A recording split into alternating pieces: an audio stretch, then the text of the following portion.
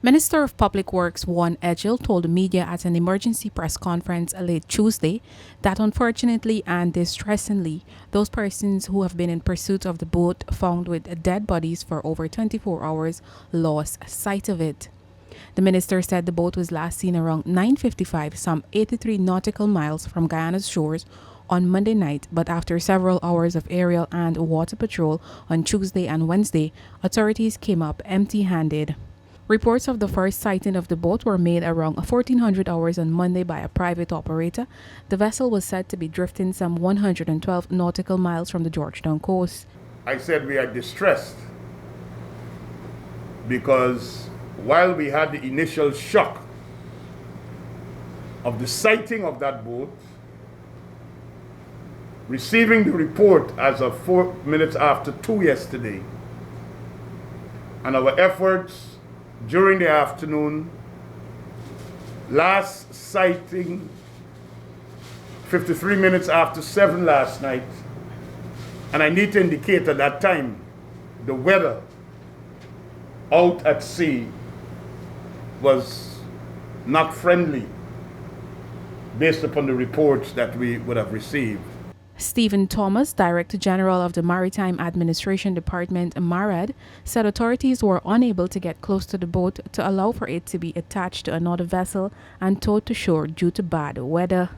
The vessel that is operating offshore, the Seaway, she indicated to us about the presence of this vessel in the first instance. As Minister Edgel mentioned, the protocol for the company apparently involves when they're going to engage in any activities, they get permission from their principals, which they subsequently did, and then they tried to connect to the vessel to tow it in. But all the while, they stayed with it, they were drifting with it, and as I said, the end result, as Captain Flores mentioned, they indicated to us that it was too rough for them to go very close and to get a line onto it. Director of Maritime Safety, Captain John Flores, showed the direction in which the vessel was drifting. This is the initial position of the boat. Yesterday when we got the report from the south, this is the position, the last sighting last night at 1953. So these are known positions. Based on this, the direction and the speed of the current that was given to us, we projected it forward. This is the night so it's still moving in a westerly direction. The chart itself is a bit oriented, not exactly to the north. This is north. So it's moving roughly aligned to the west.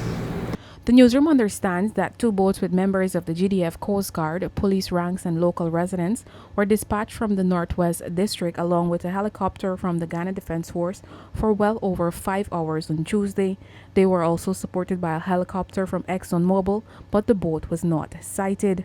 Authorities are now speculating that it may have drifted into another country's waters or could have sunk because of the rainy weather and rough seas. There have also been no reported missing boats or crew from Guyana, Suriname, or Trinidad. The authorities here are still not sure as to the origin of the boat and the nationality of the deceased persons. In the meantime, the police and forensics are prepared with the necessary equipment to conduct an investigation once the boat is found. Reporting for the newsroom, I am Isanel Pato.